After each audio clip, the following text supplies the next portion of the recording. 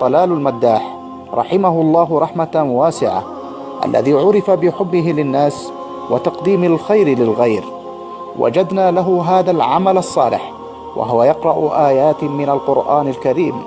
ساعدونا في نشره جزاكم الله خيرا. فإذا نشر بعض الناس أغانيه فلننشر نحن له هذه المقاطع التي نسأل الله أن ينفعه بها الآن في قبره، يوم لا ينفع مال ولا بنون إلا من أتى الله بقلب سليم. وتذكر اليوم وأنت تساعد في نشر صدقة جارية لشخص متوفى، حتما ستجد إن شاء الله من ينشر لك عملا صالحا بعد وفاتك، ولا حرمك الله أجر نشرك لهذا المقطع. إن الذين كفروا سواء عليهم أأنذرتهم أم لم تنذرهم لا يؤمنون. ختم الله على قلوبهم وعلى سمعهم وعلى أبصارهم غشاوة ولهم عذاب عظيم.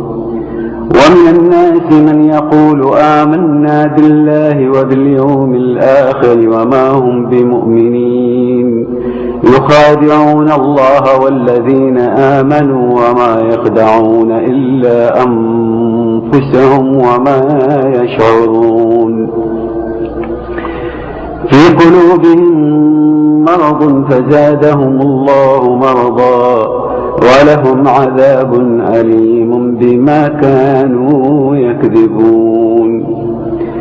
وإذا قيل لهم لا تفسدوا في الأرض قالوا إنما نحن مصلحون ألا إنهم هم المفسدون ولكن لا يشعرون.